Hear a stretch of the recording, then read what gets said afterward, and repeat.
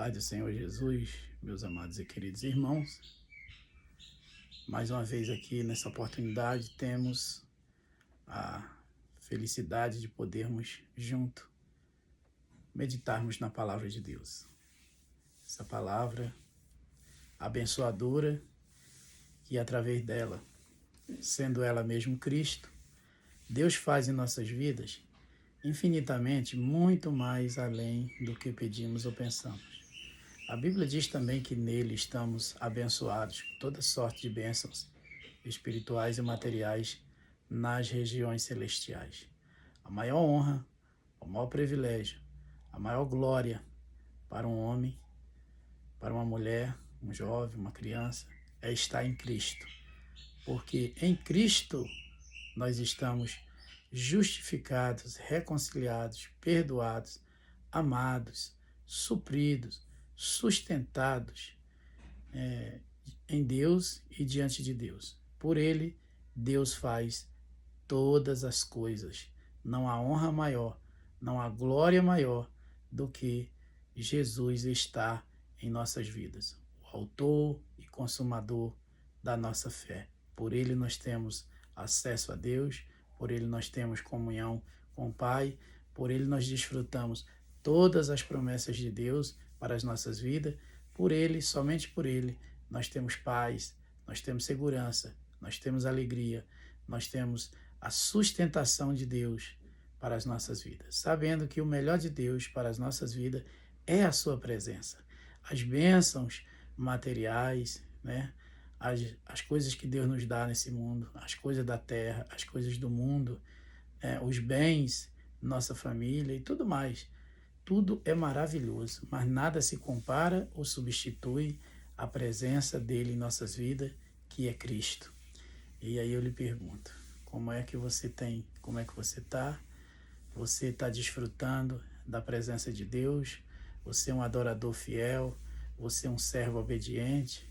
Pense nisso, reflita nisso, porque Deus em Cristo pode fazer por nós muito mais além do que pedimos ou imaginamos. Mas eu quero ler aqui a palavra de Deus na oportunidade, e eu quero ler com você Ageu 2:9 para as nossas vidas. Diz assim: a glória desta última casa será maior do que a primeira, diz o Senhor dos Exércitos.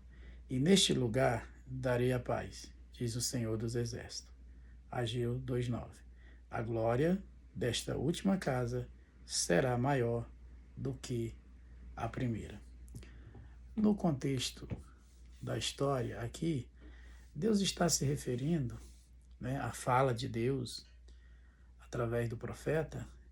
Ele está se referindo a um templo, a um local físico, a uma casa de oração, a um lugar onde os judeus desenvolviam ali o seu sistema de sacrifício, o seu culto, a sua adoração, a sua pregação, o seu encontro. E nesta ocasião aqui, os judeus, a maioria estavam voltando da Babilônia, da Pérsia ali, restaurando Jerusalém, seus muros, seus edifícios, incluindo o templo, que era para eles o local mais sagrado, o local mais especial, porque eles consideravam ali o lugar da presença de Deus. A maioria deles aqui estavam tristes, porque tinha gente que foi lá para a Babilônia, que ainda conseguiu voltar e sabia como era o primeiro templo, que havia sido queimado, destruído por Nabucodonosor, no ano 586, na última leva de judeus para Jerusalém, naquele período ali da invasão babilônica.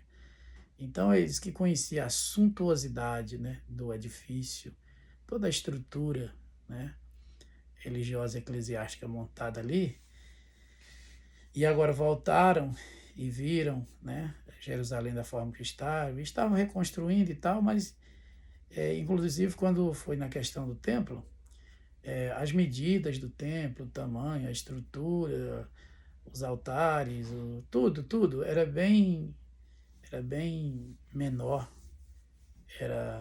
entendeu? Diferente um pouco da estrutura, muito diferente, na verdade, da estrutura do outro. Então, a maioria aqui eles estavam tristes. Tanto que na inauguração do templo houve um misto de sentimentos, né? Uns estavam tristes, outros estavam alegres, mas uma boa parte estava triste.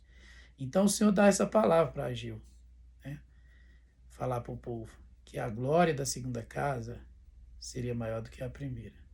Nós aprendemos com certeza e temos muita coisa para aprender nesse versículo, nessa história, que aqui de forma breve e resumida eu quero fazer um pequeno comentário. É a questão de que nem tudo que é grande, entendeu? Nem tudo que é grande tem a glória de Deus, né? Como Ele quer, como Ele deseja. Nem tudo que é bonito, né? A glória de Deus está ali, a presença de Deus, né? A aprovação de Deus, que é o mais importante. Então, aquele templo enorme, suntuoso, belo, considerado uma maravilha arquitetônica do mundo da época, aparelhado com todo aquele sistema propício para o culto daquela época, para o culto daquele povo, né? Na verdade, há muito tempo que aquele lugar, ele na verdade, ele já havia sido abandonado por Deus. A presença de Deus não estava mais ali. Na suntuosidade, né? Na grandeza, na glória humana, em todo aquele sistema religioso implantado, estabelecido, mas o Senhor não estava mais ali. Era grande e era bonito, mas o Senhor não estava mais ali. Mas agora Deus promete que num templo menor, com dimensões menores, com proporções menores, o Senhor estaria ali e o Senhor disse, agora eu vou dar paz, né? A glória desta casa será maior do que a primeira, porque, irmãos, na primeira, eu não tenho os dados aqui, nem seria tão importante falar, mas Salomão gastou, se fosse hoje, milhares e milhares de dólares e levou anos e anos para construir. E no final se tornou, como o Senhor falou pelos profetas, um covil de salteadores, um lugar onde o povo praticava uma falsa religião, uma falsa fé, onde havia ali, né, uma falsa adoração, havia o local de culto e dentro do próprio templo havia nas câmaras sacerdotes que adoravam, né, outros deuses, tudo no mesmo lugar. Então não era mais só um lugar do Senhor. O Senhor já não era o único adorado ali. E Deus é exclusivo. Deus tem ciúme da sua glória. Deus nos salvou para ser propriedade particular, exclusiva, pessoal, de uso seu, né? Vou colocar mais um pouquinho aqui para cá, que eu acho que vai ficar melhor para aparecer a estrelinha aqui da bandeira, né? Então, veja bem, a partir do momento em que uma coisa não é mais exclusiva para o Senhor, em que o Senhor não é o único Deus ali, em que Ele não tem a primazia, ela pode ser suntuosa, ela pode ser grande, ela pode ser rica, milionária.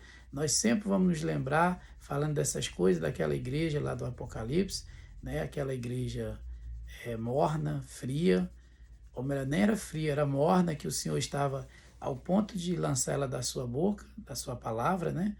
E era uma igreja rica, era uma igreja poderosa financeiramente, era uma igreja extremamente estruturada, mas a glória de Jesus, a presença de Jesus, o Espírito Santo, a operação sobrenatural de Deus nos crentes ali, já não estava mais ali, tanto que ali é onde está o famoso eis que estou à porta e bato. Jesus estava do lado de fora. Então as pessoas estão preocupadas, principalmente os grandes líderes, né, com as exceções, estão preocupados com as megas construções, com as grandes estruturas, estão preocupados, né, com a estética, estão preocupados, em primeiro lugar, né, em dar conforto físico para as pessoas, quando, na verdade, o Senhor coloca que, em primeiro lugar, é o reino de Deus e a sua justiça, as demais coisas serão acrescentadas. Em primeiro lugar, é a vida espiritual do povo, é como está a comunhão do povo com Deus, é como o povo está andando com Deus. Muitos cultos que parecem extremamente belos, suntuosos, o Senhor não está mais, entendeu, lá, o Senhor não está ouvindo, o Senhor não está se agradando. Então, o Senhor diz que aquele templo menor, pequeno, construído com materiais até inferiores do que o primeiro, que não chamaria tanta atenção, a glória dele estaria ali. Eu creio que era já uma referência, né, a vinda do Messias, do Cristo, do mensageiro.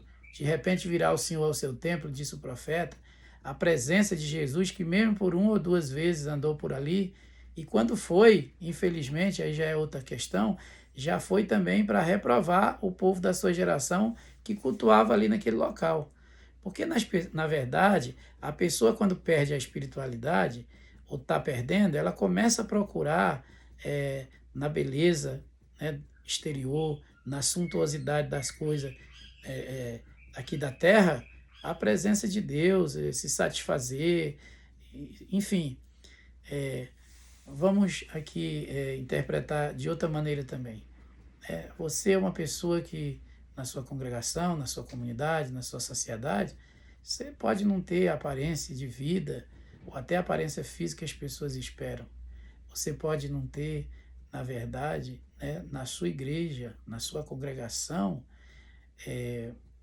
a beleza, né, que as pessoas esperam de você, o tamanho que as pessoas esperam que você sejam, e você é considerado um pequenininho, você é considerado uma pessoa bem simples, bem humilde, uma pessoa daquelas que as pessoas muitas vezes olham para você, até os próprios irmãos, e não veem em você nada, não veem em você aquilo, não conseguem enxergar aquilo que você é. Mas a glória de Deus, né, ela no passado já habitou, né, enquanto o povo obedecia, dentro do que para nós seria apenas um caixote de madeira, né, coberto com ouro, com prata, com alguns desenhos ornamentais de anjos, com varais, e que era carregado, né, pelos homens. Olha que coisa tremenda. A glória de Deus levada pelos homens ali, né? E nós sabemos que enquanto o homem obedece, ele carrega, o homem crente, ele carrega consigo a glória de Deus. Mas depois que ele desobedece, a glória de Deus não fica com ele, né? A gente sabe que nós entendemos assim, compreendemos que Lúcifer, o querubim ungido da guarda, ele era portador da glória. Ele levava a luz, a glória do Senhor, aonde o Senhor mandava. E a partir do momento que ele desobedeceu, ele perdeu a glória. Da luz ele foi para as trevas. E ele perdeu a glória de Deus.